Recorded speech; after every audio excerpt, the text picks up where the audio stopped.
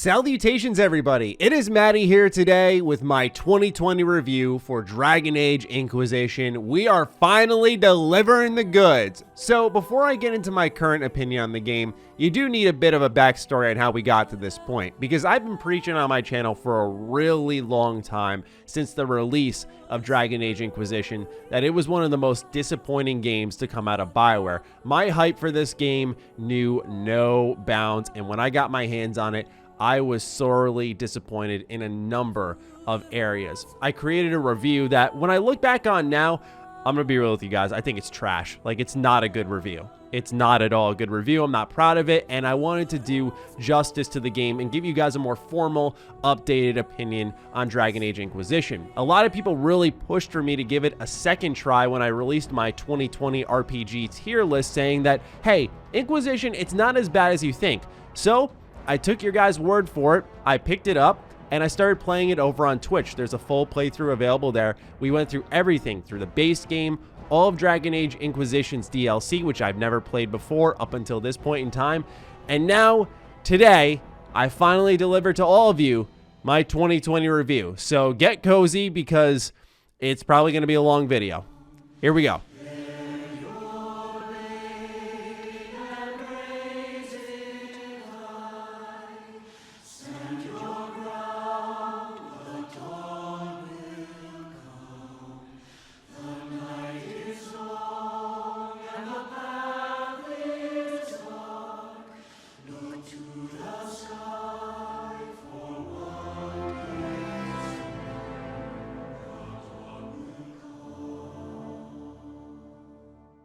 In Dragon Age Inquisition, you play as the Herald of Andraste. Your essential goal here is to build an army to strike back against Corypheus, who's building his own army, and so the game plays a lot with power, featuring mechanics such as the war table, and as you complete various side missions, you gain a currency called power. So all of this fuels this fantasy that you are at very much the center of this big conflict, and Dragon Age Inquisition does a good job making you feel very important to this entire universe, as your main character should. I was impressed with the character creation. There was a ton of different classes to go through. The amount of builds in this game I found was quite staggering, and I did not give easily enough credit too. There's a lot of ways to play this game, and while I felt that the gameplay didn't feel that good in action nowadays, still I am a sucker for RPGs and toying around with builds. This game allows you to do a number of things. For example, I think I committed a cardinal sin, but I made Sarah use dual blades, and apparently you're not supposed to do that. But I did it anyway, and she was really good.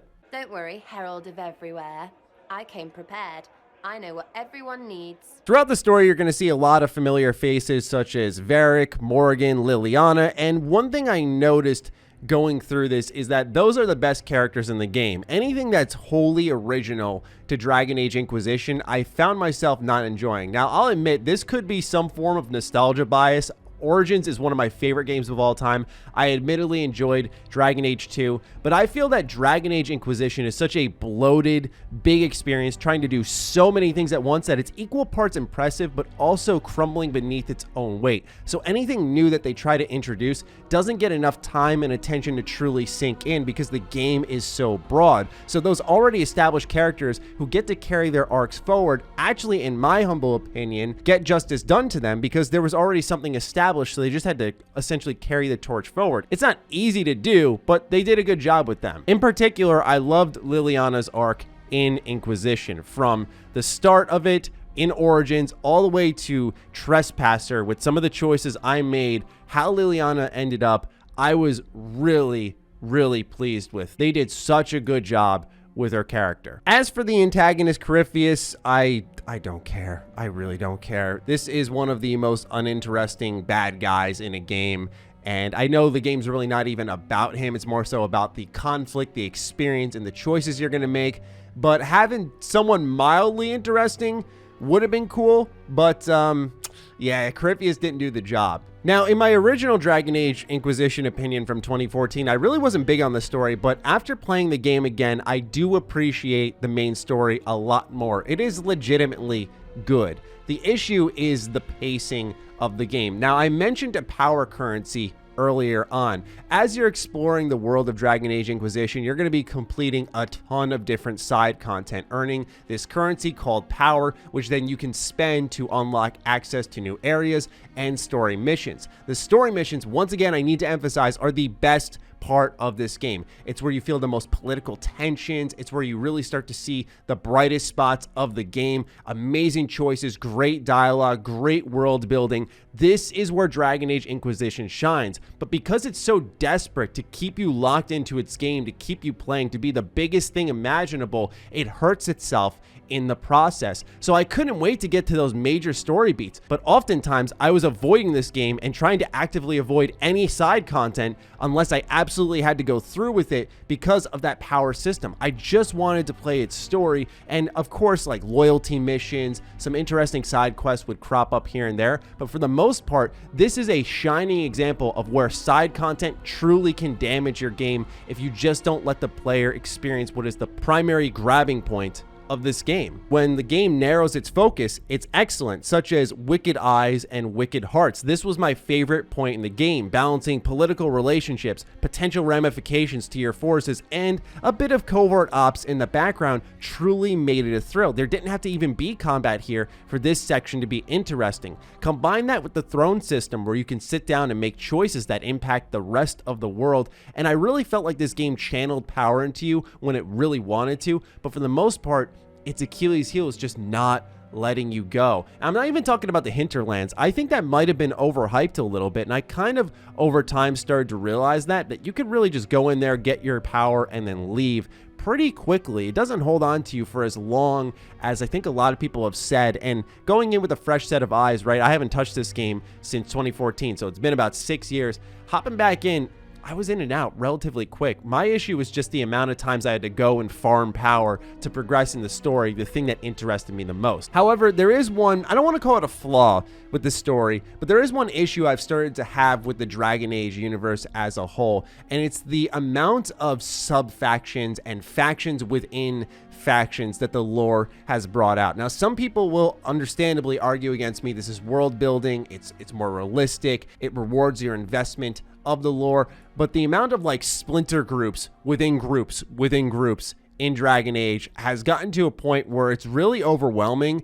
and everyone starts to kind of blend in and feel the same and just have a special name attached to them. Sometimes it's okay for groups to exist and be not important. They don't need this special name with a ton of lore behind them, because what happens is it dilutes some of the very important groups. Like, this isn't one that confused me, but I've just noticed an overlap in names. Like, you have the Templars, and then you have the Red Templars. And obviously, if you're paying attention to the story, it makes sense. But there's a lot of overlap like that, where sometimes I think the lore just gets muddied because there's so much going on. There's so many new names being tossed in, and I don't know, it didn't gel with me. Still very interested in the universe. I still really appreciate the amount of detail that's packed into it. It's really hard to write up as broad of a universe as Dragon Age is and have it all make sense.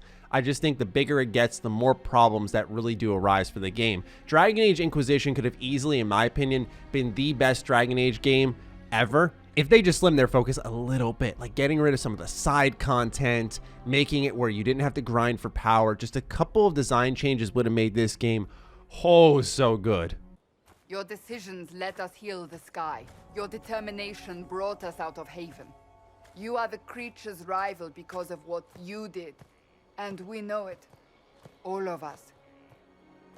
The Inquisition requires a leader, the one who has already been leading it. Other standouts in the story were Solus and Sarah. I thought Sarah was a hilarious companion. Solus, of course, is at the core of the main story. We'll talk about him in a little bit when we get to some of the DLC for the game. I really appreciated that the companions chimed in a lot during conversations. I mentioned its scope and scale, so it was very impressive that companions always had something to say for a lot of the quests, that they were very involved. The amount of voice work in this game, once again, it's impressive. There's a lot to this game, so it's really shocking how much they managed to fit in here, especially for a 2014 game. That said, some of the companions didn't have me attached like other RPGs, and back to my original point towards the beginning of this review, I found myself only really caring about the characters that were already established. So I was more interested in Cassandra, Varric. That's not to say new characters like Iron Bull, Sarah were bad by any means, but I didn't have this strong attachment to them where I wanted to seek out everything. In fact, the Iron Bull, yeah, the end of the game, let's just say, I probably should have done his loyalty mission. Each other, like, is it like a war for the South? Is that it? Plans. Nothing personal, boss. Wait, what?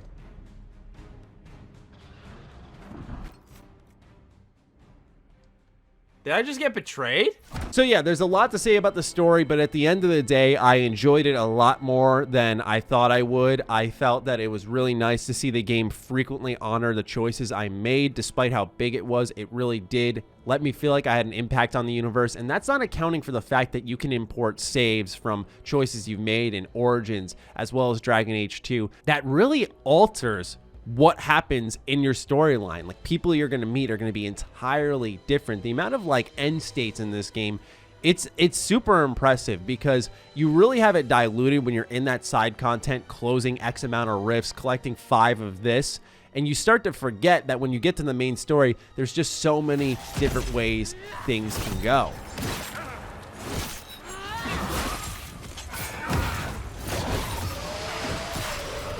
So let's talk a bit about the gameplay. Combat is full of abilities, diverse builds, but it's a slower pace. Now, I played as a Canary who was a two-handed build. I was extremely tanky. I did a decent amount of damage. I was stunning enemies, more so setting up the rest of my team. I was trying to taunt enemies to bring all the attention to my character. And usually I just have another warrior who could soak up a little more damage, while a rogue would crawl around, do critical damage, and a mage would do a lot of AoE damage, and it seemed to work for the majority of the game. I played it on normal. Boss fights were pretty hard, I'll admit. I think they were a little spongy at times. So tip of the cap to those of you who played on Nightmare difficulty. I have no idea how you did it, but the construction of the content in Dragon Age Inquisition once again kept rearing its ugly head on how cookie cutter it truly was. So there are zones like an MMO, and they consist of all of this side content that you're going to farm in each area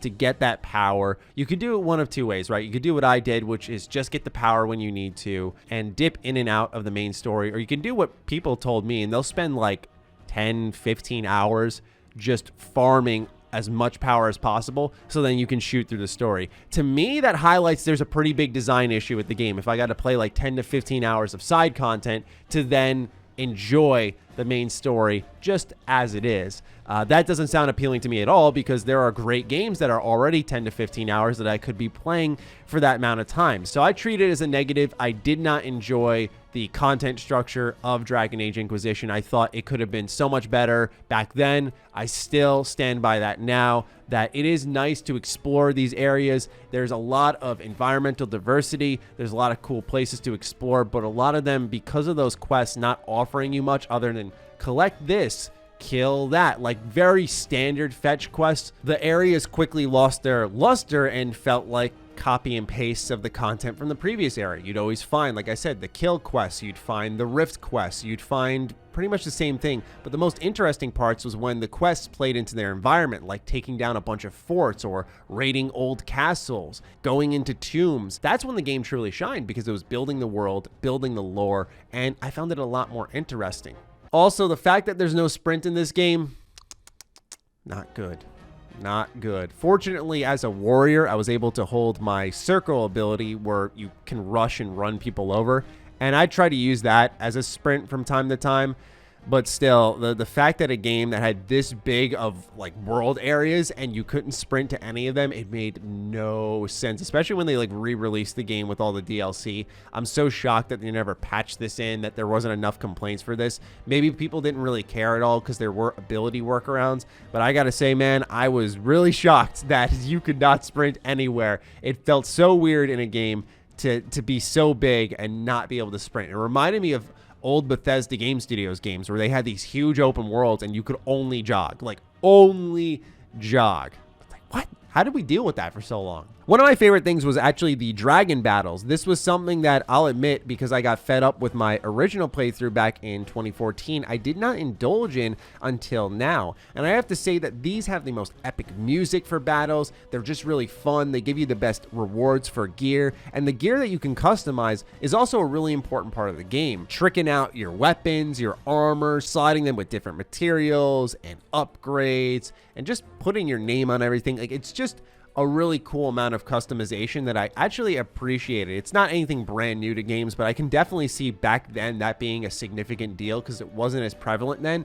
And with everything else that Inquisition does, and does well, I have to say that it was pretty cool to see like this full customization system on top of the build, on top of the choices you can make in the story. So in a lot of ways, it's an impressive RPG. It's just that, like I said, the zones, the exploration, the gameplay loop, it really, really doesn't do the trick for me. And because the gameplay does feel a little dated because of animations, it feels a little bit slow at times. I couldn't just turn a blind eye and say, this isn't the content I like, but I'm enjoying the combat. It just was a mixture of both, and so ultimately it never blended together.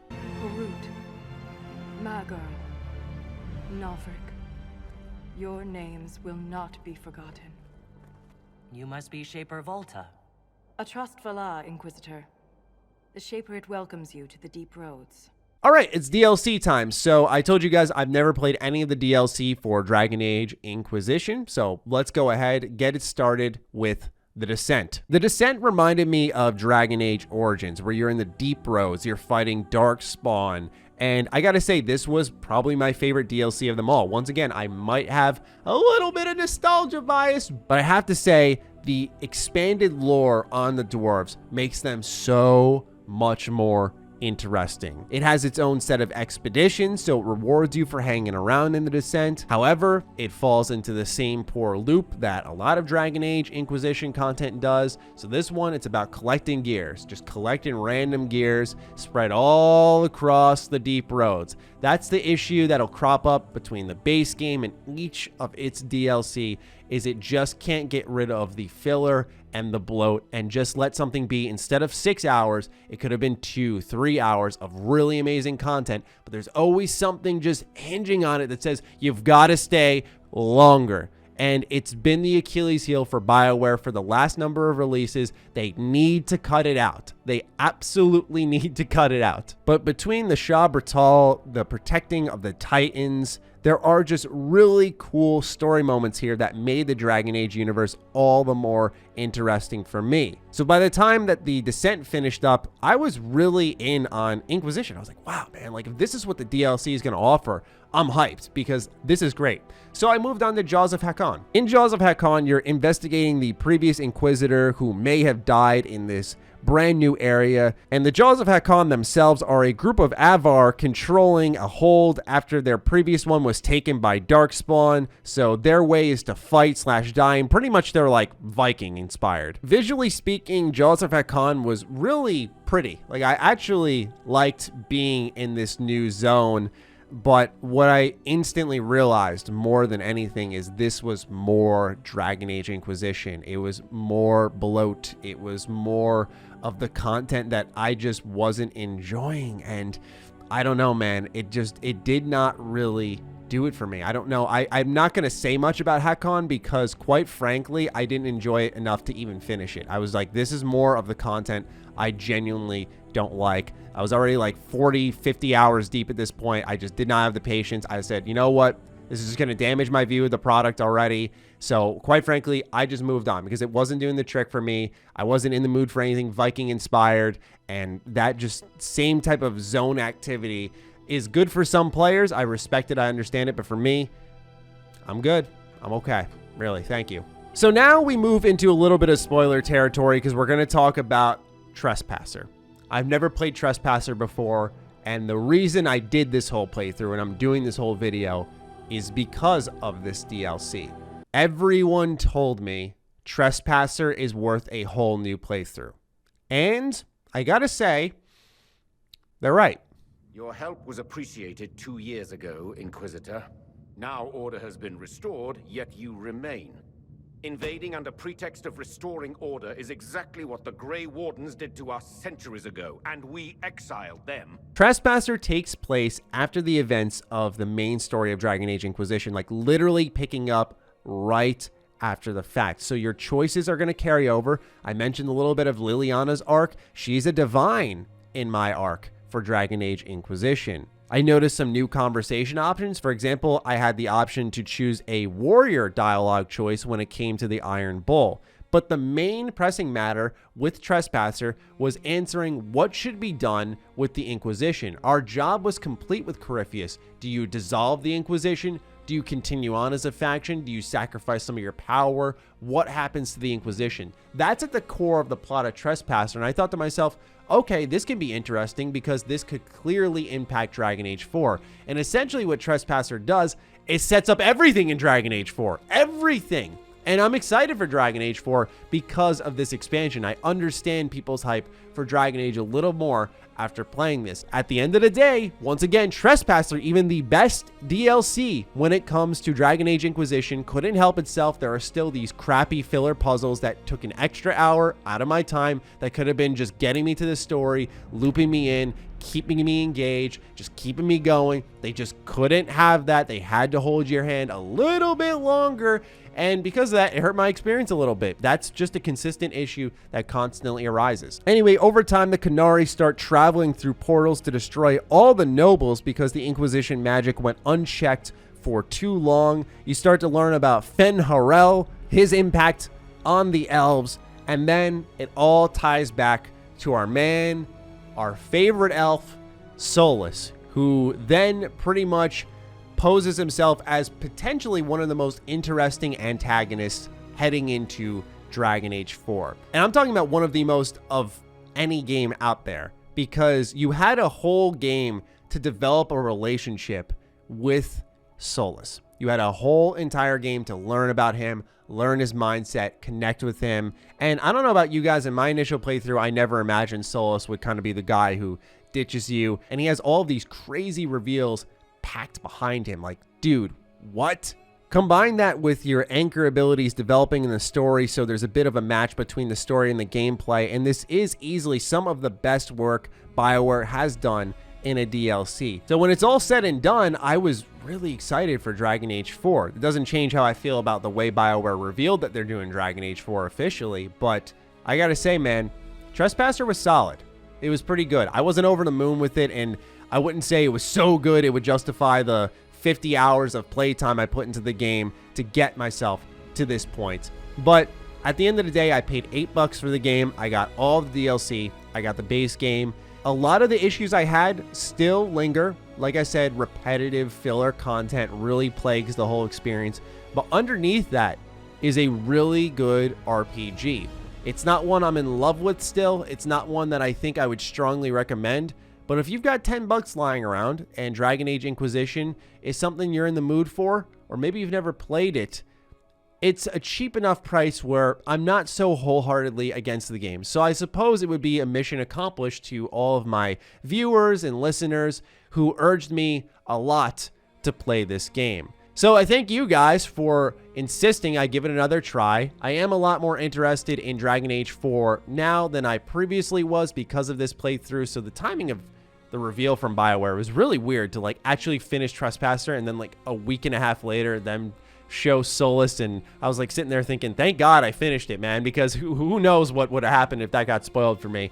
So yeah, I was able to get in, finish the game entirely, finish all of its DLC, and hopefully now with this 20+ minute gigantic re-review of the game, I've done justice to Dragon Age Inquisition. It may not be a game I'm in love with, but I felt like I said my original review did not do a good job depicting my thoughts. It sounded like what it actually was, which was an 18-year-old kid just rambling and not knowing how to connect his thoughts and properly display his feelings and as to why he's feeling that way. So I thank you guys for taking the time to watch this video. I hope you did enjoy. Do keep an eye out for more 2020, 2021, and so on and so forth reviews of older games. You guys know this is one of my favorite content styles. It does take a lot of time and effort though. So if you enjoyed this and you're interested in supporting what I'm doing here, there will be a Patreon link in the description down below. We already have a decent amount of you in there, 200 plus. Big thank you to those of you who are supporting what we're doing here. If you do want to get involved, we offer a lot of cool things like early access to the podcast,